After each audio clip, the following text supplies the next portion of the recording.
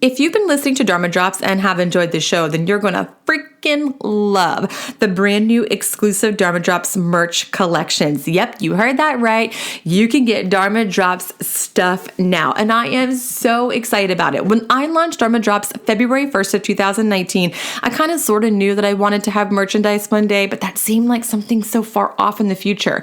But now Dharma Drops has listeners in 63 countries, and y'all, it is time. So there are 2 collections for you to choose from right now. Hopefully there'll be more on the way soon, but for now you can choose from the retro collection and the real life yogi collection. So the retro collection is a super cute throwback to the 80s. Not that any of us are old enough to actually remember the 80s. That's a joke, by the way. Not only was I born in the 80s, I remember them well. But if you happen to be old enough to remember the 80s, or if you think you're young enough to believe that going back to the 80s is cool, this is the collection for you. So you can check out the retro collection. There's tank tops, sweatshirts, coffee mugs, all sorts of stuff on there for you to enjoy. Then there's also the real life yogi collection. That's sort of this homage to the fact that we are all real life yogis, that we live in this world. Yep, we're spiritual beings. We're seeking consciousness, but we are living a real life. The real life yogi collection has tank tops, sweatshirts, coffee mugs, also a cute little drawstring bag that you can throw your stuff in before your yoga class.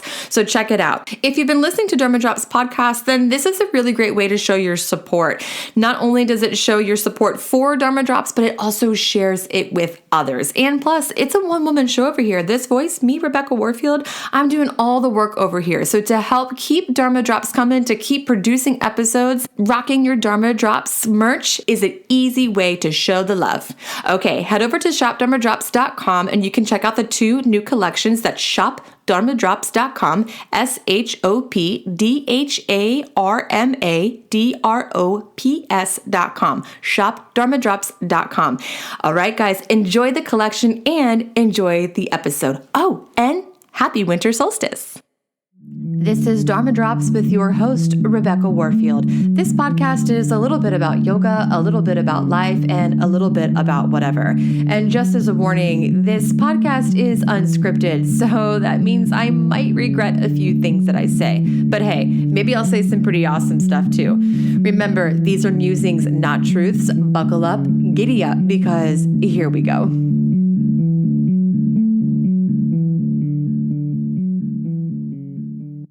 And it is recording, but we don't have to start yet. So, hey. Why don't we just start? We can do whatever we want to do. Let's start. Do you know how many podcast episodes I have started with, we can do whatever we want to do? Is that how you want to start this one? Well, it's already started. I have already hit record. And but it's my happening. goal is that you don't have to edit this one, so... Oh, no. When I say edit, I basically just cut out all the parts where I forget for 15 minutes what I'm talking about. Does that really happen? Well, it's not 15 minutes, but so far, I think only 2 guests have lost their train of thought. In almost every single episode, I'm the one who has lost her train of thought. Oh, damn, that's good tea. What is this? That is Bengal Spice, my favorite. Where's this from? I have it on repeat at my house. I always buy 2 boxes when I buy it. You can get it from Aristeter. It's so good. Who makes Celestial Seasoning. Really? That is so good. Yes, I know. Well, for now you know. Hey, cheers. Cheers. So for those of you listening, clink. Gotta have the real cheers. So for those of you listening, welcome to Dharma Drops podcast. I am your host, Rebecca Warfield, and you are listening to the conversation between my dear friend, Rachael Goolsby, and me. What's up, Rach? Hey, Becca. Hi. How are you? It's good to be here on your podcast. It's good to have you here, and I really need to give you a special thanks for recording on short notice. I talked to Rachael this morning, and I was like, hey, any chance you want to record a podcast episode today? On the winter solstice? Mm-hmm. Let's see. Yeah, I mean, we can do it. So the original plan was to do a special episode for the holidays, but then I realized last night, late, like 8 o'clock, that this winter solstice. What were you doing up past your bedtime? Girl, let me tell you what, I'm asleep by 9:30 every night, so 8 o'clock is really late for me. But at 8 o'clock or so, I thought, oh shit, the winter solstice. Exactly. God, I don't even know what it is. It's a summer solstice somewhere. It is a summer solstice somewhere.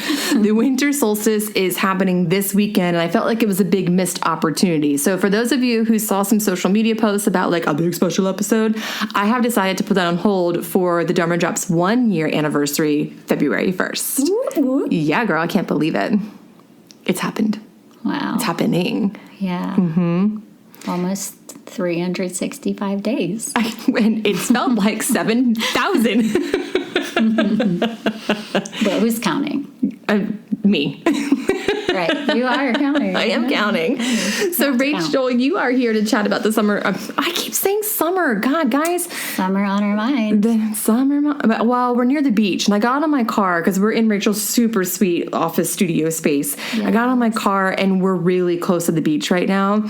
I only live a few miles away, but I can't smell the ocean like I can here. And I got out of my car, and I was like, oh, I can smell the ocean. And it's really smelly right now. It's extra smelly. In fact, I was thinking like it kind of smells good, but it also smells like swampy.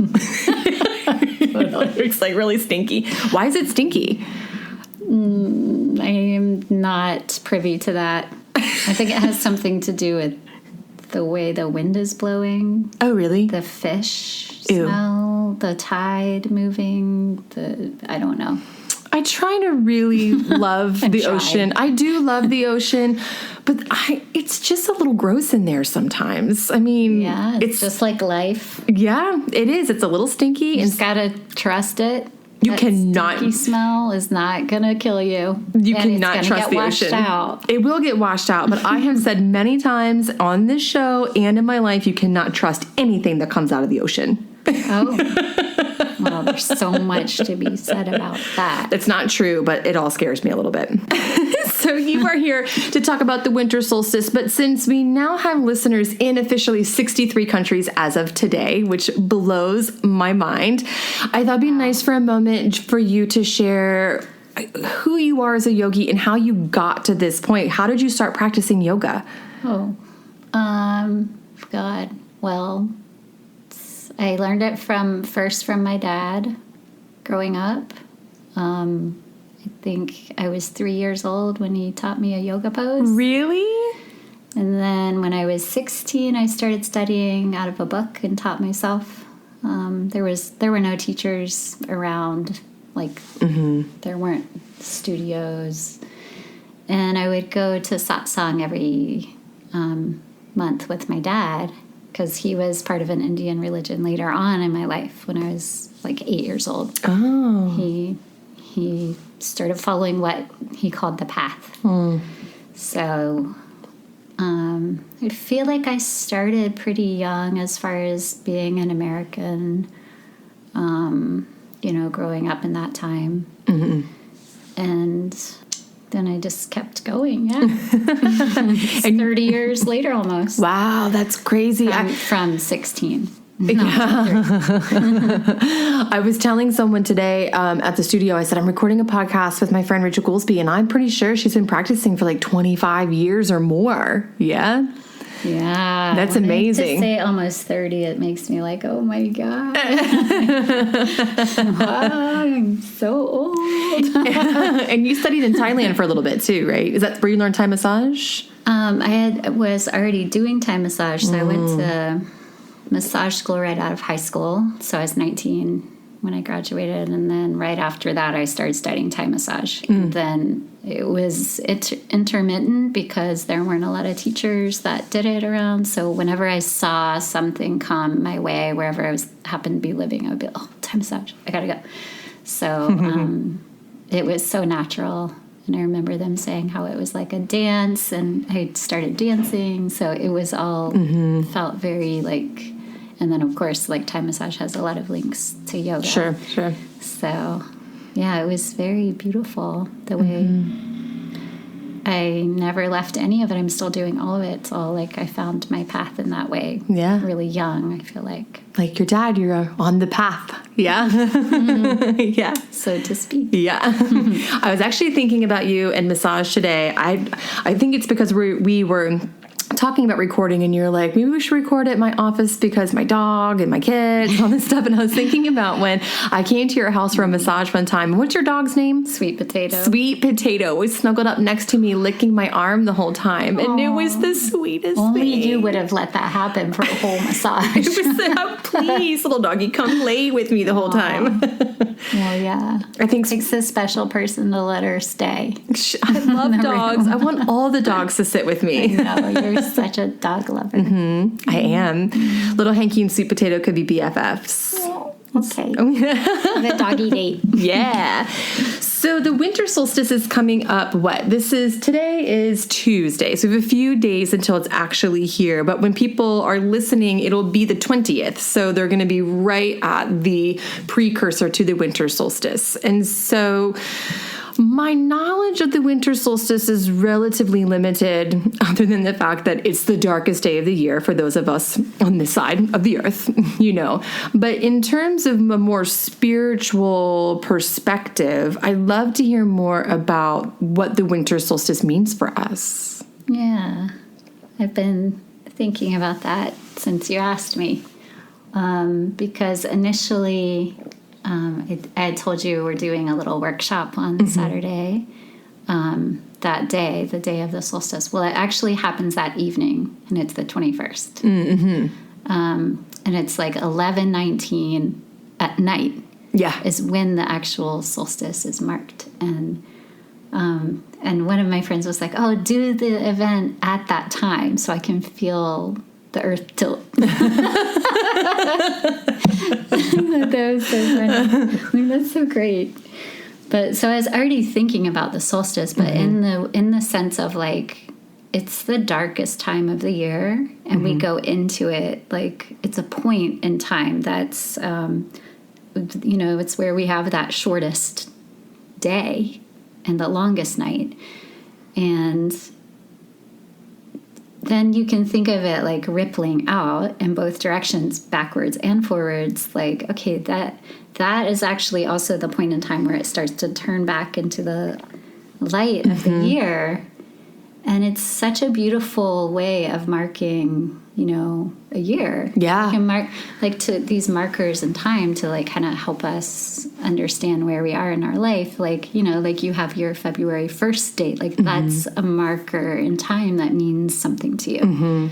So I think it's really beautiful to take these opposites. It's fun to understand the complexity of life, but then it's also really cool to just take it to like binary. Yeah. So to think about the winter and the summer solstice. I'm glad you kept saying summer solstice because it's equal and opposite. Right. And you're right, because you were kind of joking, but it is a summer solstice somewhere, and so these things are happening at the same time. Yeah. It's really interesting. Southern hemisphere, northern hemisphere. Yeah. And that's fun to think of the earth in terms of northern and southern hemisphere as well. Like these two halves that fit one on top of the other. Yeah. I read somewhere, I think it might have been last year, the year before, that ancient cultures celebrated the winter solstice as the coming of the light. And we talk about it often as the arrival of the dark, right? I hear so many people... but when you think of it in those, like, terms of a shape, like a cone, it's the bottom point. So it's already we've already been in the darkest days of the year. They happen before and they happen after. They're happening right now. It's so dark outside tonight. Super dark. I know. At 4:30, I was like, am I late for my yoga class? Because it was so dark. I was looking around. I was like, oh no, I still have 2 hours. I am looking at the clock like it's 6:30. It's bedtime. Like, let's go to sleep. Like, what the hell? You have to stay up 3 more hours, And then my class tonight, actually, we got on the topic before class started about beginnings. So I don't even know how it started. We were talking about beginner yoga classes, and we were all talking about if we took beginner classes or how long we were in beginner classes. So when we actually got into class, I had everyone in the room talk about, just for briefly, when they took their first yoga class.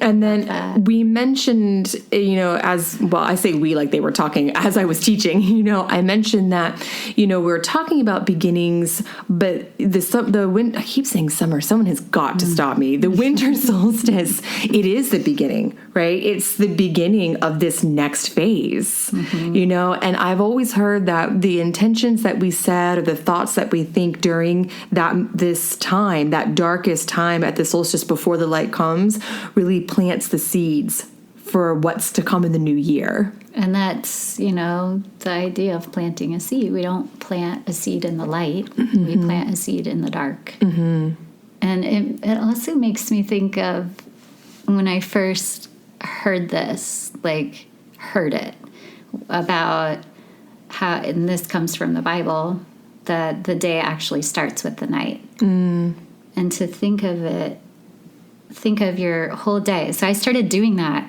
in my mind every day. I'd be like, it's the start of the new day when the sun would go down. I would be like, and the day has begun. Which is so counterintuitive to try to flip your brain like that. Just try it, y'all. It's so cool. I challenge you to do this for a week. And then my whole life is going to be turned upside down. Yeah, it does, because you realize the preparation of my day is to rest. The beginning of my day is to rest and take in and receive and calm the nervous system down. Of course, that's not what we do. We go, and we have all of our electric lights. Or, maybe yours are solar powered, but, we're turning on these extra lights that wake us up again. And we're thinking of a million things. And maybe we're like, I'm finishing my day. So, you kind of have it in this way, like you're always having to catch up your energy level to your day that already happened. Rather than like, okay, right now I have all this time ahead of me. And then when when the sun rises and I actually wake up, yeah, I'm already halfway through my day. It just seems so less daunting in that way when you think of and of course time is continuous. Sure. So it's both and it's neither. And, but conceptually it changes the way you'll be in your day. And I think it really emphasizes, and you just said this, but to reiterate, it emphasizes the importance of rest, because we are go culture, and I think a simple statement, if the night is the start of my day, it becomes increasingly important to rest.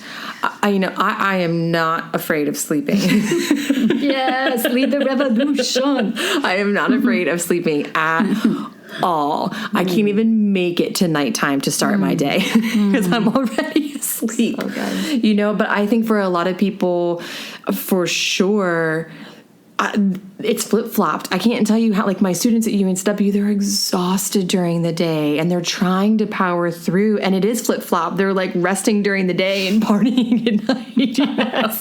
I mean, I've been there, don't get me wrong. Yeah. Yeah. And, your own particular biorhythmic pulses that tell you that you're a night owl or an early bird, all that, chemistry happening in one person. I'm pretty sure Aaron was a caveman in his former life, and that he slept all day and defended the cave at night. I swear. Because, you've met Aaron. For those of you who are listening and you haven't seen Aaron, he's 6 feet tall, barrel-chested, broad shoulders. He's a caveman.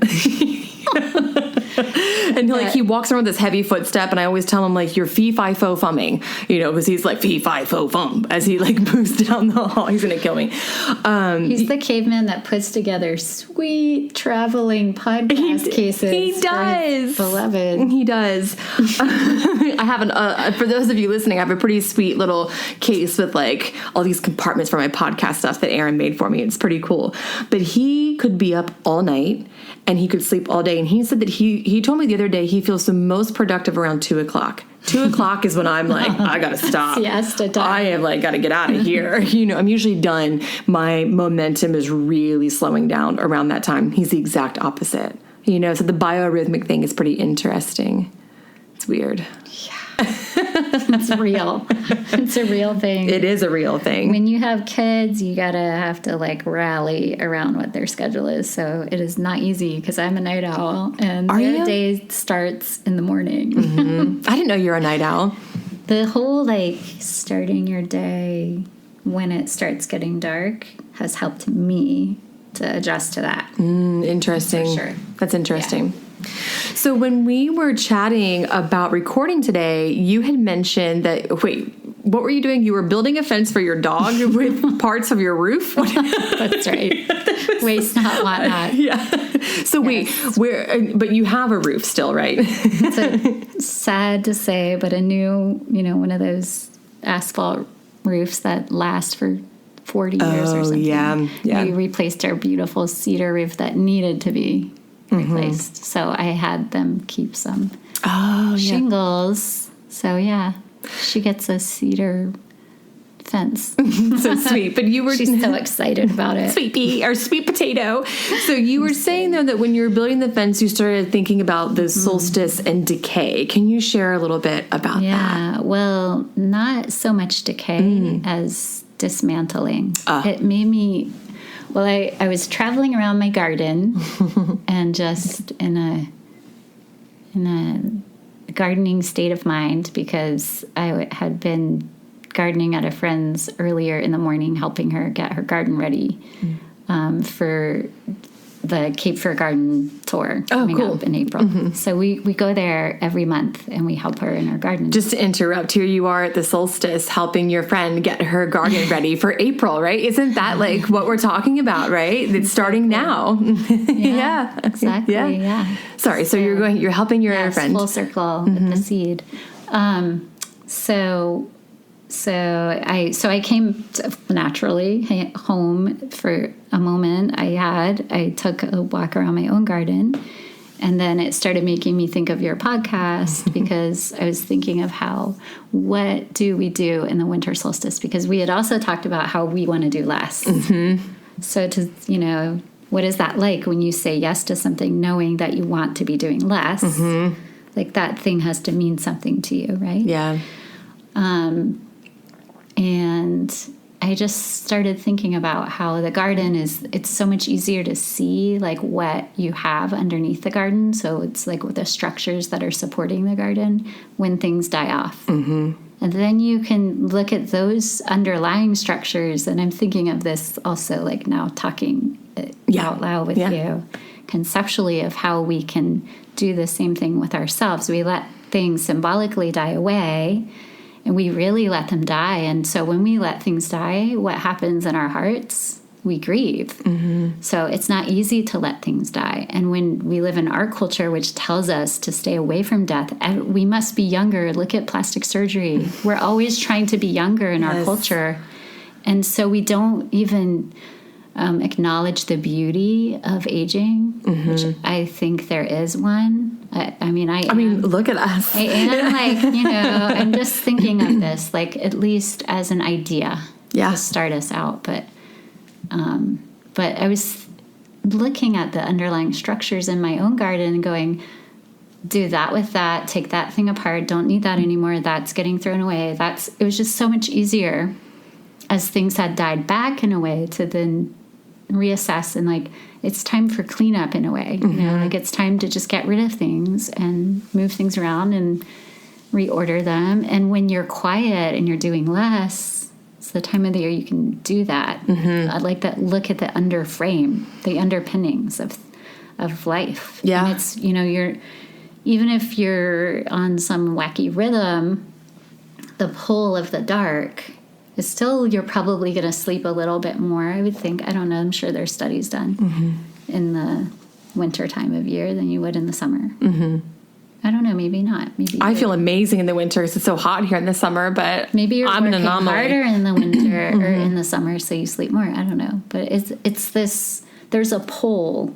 There's a pull to the season, and if we can listen to it, and we can listen to like what the light is doing, and we can listen to what the weather's doing, and there's, that, I think there's that seam where we're both listening to go with something and then also like like an Ayurvedic way of looking at it. Like we would decrease what's happening to keep a balance within ourselves. So what does that look like? In this moment, what does that look like this year? What is that for you? What does doing less mean for you? The other day, this is a really small, tangible example, not nearly as philosophical, but I think it still is in the same vein of the conversation. I was going through my clothes and I was telling Erin, I was like, I need this. I'm running out of yoga shirts. I don't have that. And I stopped. I'm like, it's a pile of clothes everywhere. And I was like, maybe I should clean all this out and get rid of the things that I know I'm not using and that I know I don't need. And then I can talk about what I actually need. Because when there's so much abundance, when there's so much there, right, you can't see the structure. You can't see what you really need, what you don't really need. And so you have to get rid of all of it. It is too much. That's what summer is all about, by the way. It's about abundance. It's about too much. Yes. So for those of you in the summer solstice, which I apparently really want to talk about, this is for you. I mean, this is your abundant time. This is your replay. Yeah. Summer solstice, same podcast.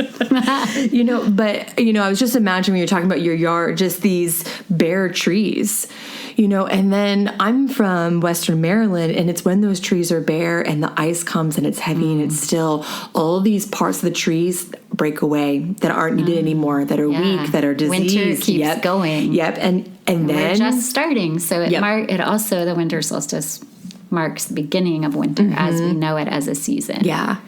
And then after all this stuff breaks away, it sits, right? All the stuff in the garden just sits. And it sits under snow, at least in Western Maryland, not in North Carolina, but in Western Maryland. Western North Carolina. Well, Western North Carolina, not where we are in North Carolina. Not Eastern. Yeah. Not Southeastern. Let me tell you what, when I moved here and they started closing the schools because there was a chance of snow 2 days out, I'm like, it's like, what is happening right now?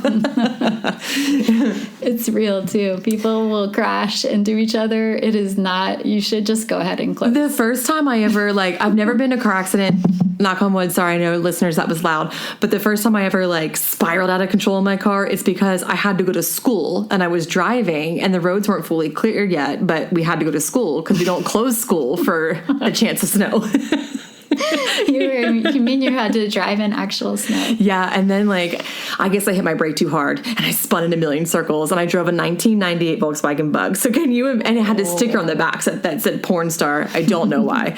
Can you imagine this bug spiraling with what the porn? Color was it? Black. Oh, so a black bug. Black disco ball spinning. Porn star, flashing in and out of view in the white snow. So bad, but anyway, see it. Yeah, I mean, me too. Were you dancing or were you freaking out? I was freaking out, and then I opened up my flip phone and called my mom. So good. But anyway, so in other parts of the world where snow actually stays, after all this, the snowstorm comes and breaks everything away, it all just sits under the weight of the snow, frozen and completely still. Blanketed. Yeah, there's an insulation that happens with the snow that we don't really get here. More of that. Okay, winter still. Yeah, more of that. And then it's like winter. Yeah. When I lived in a townhome, I had these little blueberry bushes that you could grow in a pot. And I got really upset because the HOA, who was miserable to deal with, they fined me for having, quote, dead plants on my porch. And I wrote them a letter. Yes. Explaining that. Yourself. That's right. Explaining that blueberries must have a particular amount of rest and freeze time to be able to produce fruit in the spring. Because it's true, right? They have to be dormant and still that long for a very particular amount of time. And if they're not, you don't get any blueberries. Yeah. No blueberries. Let the mofo plant rest. People, leave it alone. So, but my point is... Because it looks dead. It did look dead, that's for sure. But come on, it's the middle of winter. But in any case, I think it's a testament to what we're talking about. This need for rest. The beginning of the day starts at night. Well, it's also the covering up of that and not letting it happen and not wanting to see it. The story you just told. Yes. Oh my gosh, you're right. I didn't even think about that. We can't even have dead plants because it doesn't look pretty enough. So shed them layers, people. Get in there. That's right. Get into the ugly.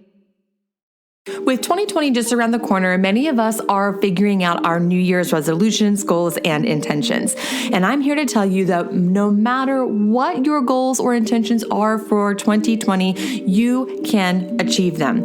Inside each of us, and that means even you listening, there is an inner light of infinite potential that can allow you to achieve anything that you want to achieve in this world. But sometimes the muck and the clutter of life gets in the way and we lose sight of our inner spark. So that's why I'm offering a new program called Reclaim Your Inner Spark. This is a 4-week coaching program that will use the tools of mindfulness, ritual, and self-mentoring to help you dive within and reclaim that light so you can lead your life with your own infinite potential. This coaching program is not one where I will give you a bunch of tips and tools and all the answers along the way. Instead, using self-mentoring, what you will do is you will learn a systematic process that you can apply to any goal in your life, whether it's health, wellness, personal, professional, in your relationships, it doesn't matter. So this 4-week program will help you get clear, help you get balanced and centered, and teach you the ways to achieve any goals that you want in 2020 and beyond. Over the course of 4 weeks, you will receive weekly or bi-weekly individual coaching sessions, 4 weekly ebooks that detail the self-mentoring steps and daily practices, journal prompts and supplemental information, 4 guided audio mindfulness practices, a program kit that includes a journal and 2 hand-bundled rosemary smudge sticks made right here in my kitchen, and the ability to keep all the materials for life, and of course, trust, support, feedback, and a whole lot of love.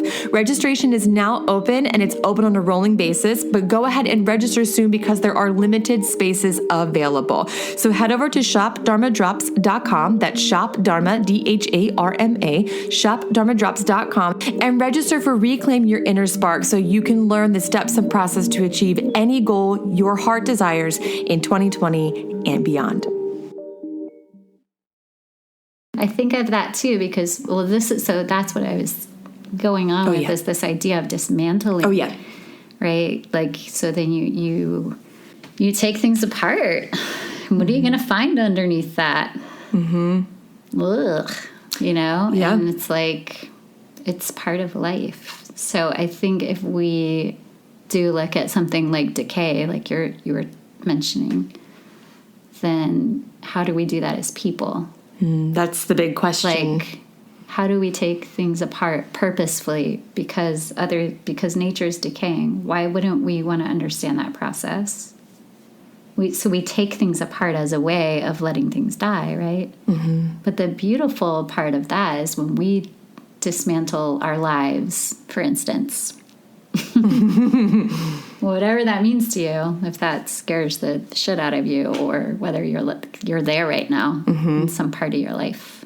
Well, some people are trying so hard to hold it together so it doesn't dismantle. So it doesn't blow up or whatever. Or implode, whatever, yeah. Yeah, so I think that the choice to dismantle something might happen after something else already happened. Mm-hmm. It's right? The second step of the process, right? Something has to initiate that, right? Yeah, like what's the desire there? Mm-hmm. Yeah. And but then as we take it apart and we look at things and like within ourselves, how are we facing things? How are we dealing with them? How are we engaging them? In order to know ourselves more, in order to know our own value more, in order to know how we've moved on and how we have and what we've held on to. Mm-hmm. To know what do I value the most? That's what this time of year is inviting us into. So that the fire celebrations, as a way of entering into our own heart's desire that much more.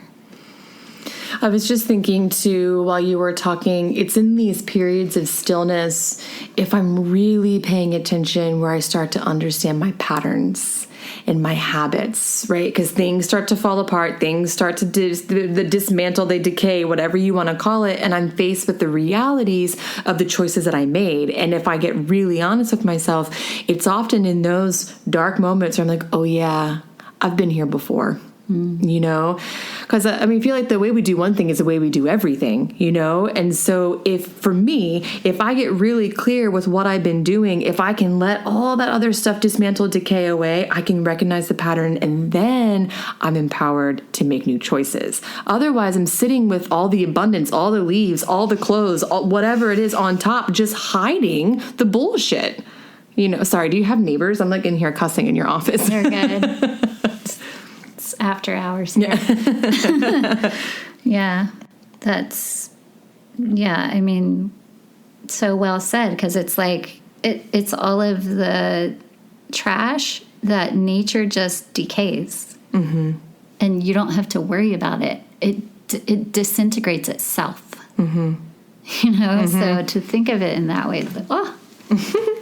But then to clear things away, and if you really do have a garden and you're tending the garden, then you always are weeding and raking and clearing dead things away, even though it's also necessary to have decaying things if you want, for instance, habitat for animals and things like that. Mm-hmm.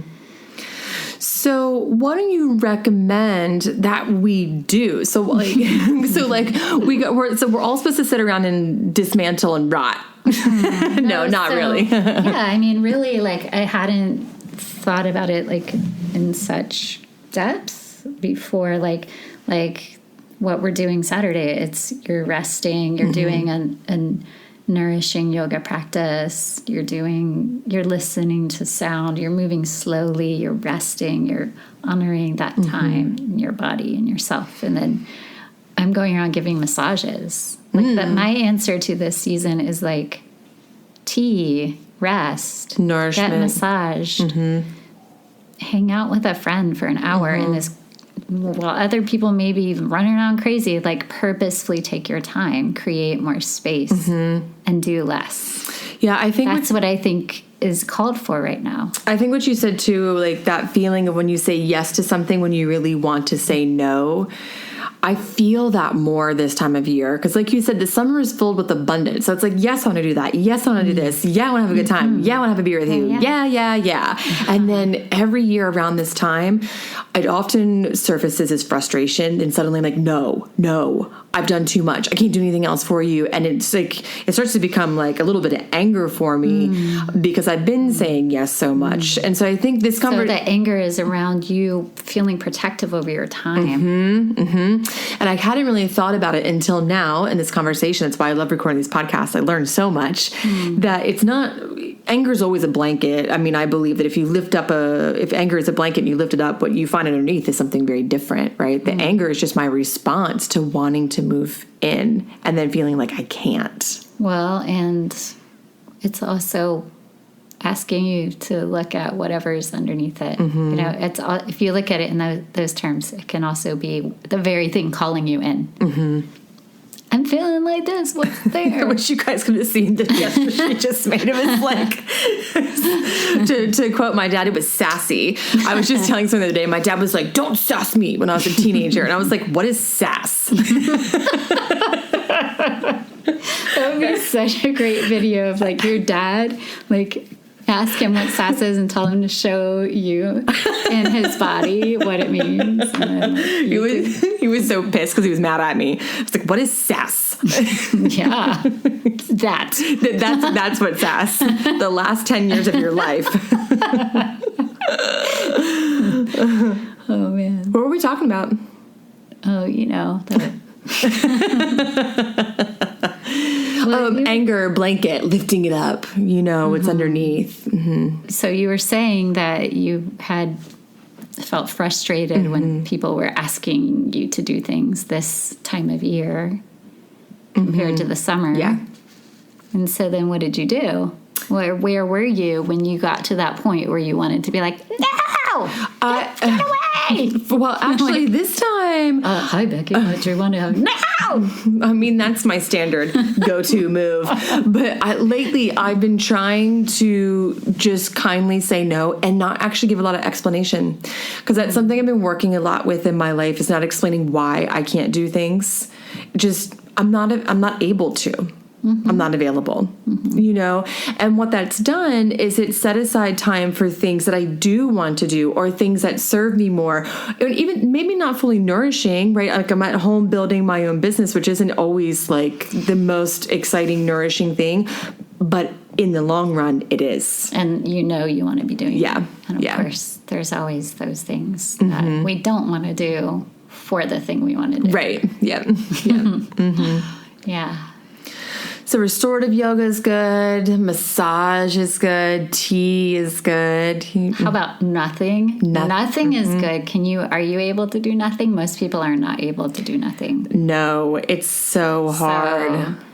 Like walks in nature is a really good one. I went to a sound bath with Swan Michelle the other day. And I laid down. It's been a long time since I've done restorative yoga because I teach it, right? So then I never get to go take the restorative classes, And so I laid down and I had this muscle in my left leg. It just could not stop twitching. And it was like my body was like, no, you will not be still. It did calm down after a while. It was just like twitching. There needed to be some action in my body. It was very strange. It took a good 10 or 15 minutes for it to stop. It's weird. So how did you deal with that? I just let it do its thing. Then how did you deal with it mentally? Were you like, shut up? Well, first I was like, is there something wrong? Because it was really weird. It was like I don't know, it was like on my quadricep muscle. It was, it was like a quivering of that muscle. And at first I was like, there's something wrong with this thing. But after a while, I've taught enough yoga where I can get to remind myself, just sit, But I don't think it's always that easy for everyone. But you were able to just relax your mind while that was happening. And then you noticed it when it stopped. I don't know, actually, because then my eyes started to twitch. And then once that stopped, I was fine. Just moved on. Energy moves, right? That's right. I mean, sometimes your body does need movement and not stillness. For sure. I had an interesting experience today. I went to a yoga class and I really wanted a vigorous asana practice today. I just really wanted to move and work. And when I got to the class, I realized really quickly that we were going to be doing some not vigorous, slow flow, but not super hard. And the first minutes I was like, damn, I really wanted to work. But then halfway through, oh yeah, that's exactly what I needed. And we came into Shirshasana headstand and I felt so stable and so strong and so grounded. And then I felt that way the rest of the day too. And so it was a really good testament to doing that grounding work this time of year. Even when you don't want to. I thought I didn't, but now I do. Saying. Yeah. Yeah, that's exactly what I was saying. Hey, party people. Have to turn the lights down low. And chill. Yeah, I mean, I think it is also a time of celebration. So yeah, it feels that way. We share the warmth of our homes with each other in that way. This time of year. Yeah, I mean, cultures all over the world are having celebrations now. It's a really big time, for all cultures, whether it's Christmas or Hanukkah. I mean, it doesn't matter. You go all the way back through history and there's always been a celebration this time of year. And that is actually sort of what I was thinking of in the beginning when we first started recording, is the article I read was talking about how the solstice is, in ancient times, was really the celebration of the light, the coming of the light, and that's where all these festivities, according to this article, has come from. Yeah, because it's the day that the days start getting longer again. Yeah. And symbolically, that also means food is coming. Yeah. It means you hit the bottom. If you've survived. So it can only get better now, people. Let's celebrate the light again. It's coming. It's coming. Oh my gosh, I'm choking. It's so funny. But they were saying in that article that it is ancient people, the sun was coming. That means soon food will be growing. They can eat again, and there's warmth again. And I'm sure in ancient times, people were probably dying like crazy in the cold climates all over the world, and so it's this coming of life. Mm-hmm. And this is before people had calendars the way we have them. Yeah. To just look at it any second, So they would look towards these moments, what nature was doing, what the sun is doing, what, are the leaves budding, are they falling? And it was just part of life. Yeah. To know these things. It's intuitive. Yeah. Like, what other way would you find that out? Now we just look at our phones. We just look at it down at our wrists to our watches, and we don't even need to ever go outside. Sometimes weird. Aaron says, I'll be like, do you know what the temperature is? And he'll be like, well, I could walk out the front door, but let me look at this device in my pocket. And he'll say, like, let me send a signal to space. That's what he says, because he's like using his phone. Says the caveman. Yeah. I love it. Rachel, is there anything else that you want to share about the winter solstice? Any big takeaways? I think it's just that idea of moving inside of yourself, right? That's it. Yeah. So one thing I like to do when I wrap up the podcast, I like to have a little segment where I talk about things that have to do with nothing. So outside of the winter solstice, are there any things in your life right now that you're just really enjoying? And it doesn't have to be yoga or spirituality stuff. It can be your favorite TV show, the best book you're reading, the greatest thing you've done recently. Everything we talked about, I'm enjoying all of that we just talked about. The gardening, the doing massage, teaching workshops, are you still really what I'm enjoying right now? Are you still doing the indigo?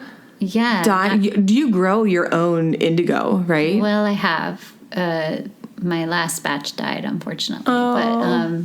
But I'll be doing some more growing when it's the right time. Yeah. When does indigo, is it I don't know anything about that. So do you grow it in the spring? Do you grow it in the summer? Well, it blooms in the summer. Oh, okay. Summer months. Yeah. You're harvesting the pods. Oh. Throughout the... okay. You're harvesting the leaves and the pods if you want to grow more. But, yeah, I haven't been growing anything, but not in that way. Oh, but I have a pot of avocado pits and skins on the stove right now. You do? Yeah, and I'm making Christmas this year. We're not buying stuff. Oh, that's cool. So that feels really good. Yeah, you said your kids were making gifts when you left, right? Yeah, to record. So it's the workshop, but so doing less, but making more, being more productive with what you have. It feels like that to me right now. Okay, what's left, When you were talking about your kids making gifts, it sort of brings me back to something I've been thinking about a lot lately. Since the holidays are here, we're a week away from Christmas, about people keep asking me all these questions about what do you want for Christmas? And I don't have any answers, And I think it kind of actually just goes back to what we were talking about. We don't need any more. There's already been enough abundance, and it's time to get rid of things. And so it is a little weird that at this time of year, we have this cultural thing happening where we start filling up again. Well, I think, for us, in that way, because we have economy behind us. People that don't have anything at this time of year certainly don't feel that way. Yeah. They're wishing that they had more abundance. For sure. Now. So I think when we start thinking of that, it makes me just want to go and volunteer my time and give back to the community that way. That's what it makes me think of. And then as far as what you want for Christmas, I think it's also maybe for you it's, I want to spend time with you. Let's get together. Like that is a gift too. I've been thinking a lot about the pressures to give. Also, speaking of economy, it's not even just about like, what do I want? There's also people in the world like asking the question, how can I give? There's so many pressures to like buy things and people want things, so it's just like sort of a weird juxtaposition that we're in this dark time where we're letting go, but we're also have a lot of pressure to fill up, It's weird. It's, it shouldn't be that way. It's, I think that gift giving, like even like 12 days of Christmas or, that counting of days where you give gifts was more about the act of it, right? Like that's where and to be exchanging energy with another person in the winter when you don't want to leave your home. This kind of, in a way, like forcing community by gift giving, and then to gather together at that time of year around a fire or something. So I think that's really what's underneath all that. So if we can just kind of like scoop out the extra stuff we don't need and just start living from that place more, then it will become that again. And also just listening to you talk and thinking about my own experiences during this time of year, especially when we are spending a lot of time together, that's just as nourishing if I'm with the right people. That's just as nourishing as it is to go to a restorative yoga class, to be with the people who really fill my cup and that I can also fill their cup too, That's really important. And I haven't really thought much about it until now, but that feels really good to be in community with people that you love. So when you said, what am I enjoying right now? It's that. I've been making time for people. That's nice. Lately. I was talking to someone the other day, and she said for Christmas she told all of her girlfriends who live out of town that what she wants from them is a virtual coffee date, which is really cool because she can't like go visit them. And so she like has it on her calendar to like meet up with them on Zoom and have a cup of coffee. And I was like, that's a really good idea. Cheers. Cheers. Coffee. Yeah. I love it. It's good. So Rachel, anything else that you want to share before we head out of here? Happy Winter Solstice. And happy Summer Solstice. And it's been a pleasure talking with you as always. It's always fun. Rachel and I met you. I don't know if you know this. You were one of my first friends in Wilmington when I moved here. I met Rachel through the dance cooperative. We've been dancing together and I've danced for her. I have the best memory of being in your piece with the teepee at Carolina Beach and dismantling the teepee and rolling down the sand into the ocean in my white dress and hearing someone on the tiki bar say, "What are they doing?" And then taking the teepee festival. Yes, and in my soaking wet dress and dragging it all the way down the beach. So good. The dismantled bamboo teepee. Yep, that's good. And some dude came out playing a didgeridoo. Remember? Yes. Oh, he was wonderful. Mm-hmm. We've done some fun stuff. Oh, yeah. Mm-hmm. Hey, if anyone wants to get a hold of you or learn more about you or find more out about your offerings, where can they find you? Embodiedweaving.com. Oh, that's such a nice website. What did I say that right? Website name. Yeah. I think I said nebsite. Yeah, because I do yoga, massage, textiles, and dance. And I needed a name that would bring them all together. Mm-hmm. So it's good. Your textiles are amazing. Thank you. Mm-hmm. And folks, you know that you can find me at dharmadropspodcast.com and on Instagram at dharmadrops_podcast. I've changed it from at Rebecca Warfield Yoga to dharmadrops_podcast because it's not about me, it's about you. So you can find me there, and you can always find me on Instagram at dharmadropspodcast. Happy winter and summer solstice, my friends. Have a wonderful holiday.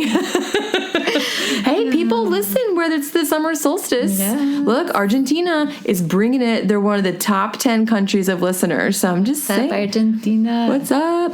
All right, friends, until we meet again next time. Bye. Bye. Thanks so much for listening to this episode of Dharma Drops. If you want a little more Dharma Drops goodness, head over to dharmadropspodcast.com and sign up for the email list, because every month members of the email list receive exclusive content. In fact, last month for November, all the members of the email list got a free exclusive gratitude Dharma Drops episode. And it was only available via email. So if you're listening to this and you're not on the email list, you missed an episode. So head over to dharmadropspodcast.com. You can scroll to the bottom. You'll see a little form that you can put your name and your email address in, and you are on the list to receive exclusive Dharma Drops content. Also, please don't forget to rate, review, and subscribe to Dharma Drops on whatever app you're listening on. When you do so, not only does it help support the podcast, but it's also a really great way to share Dharma Drops with others. Thanks for listening.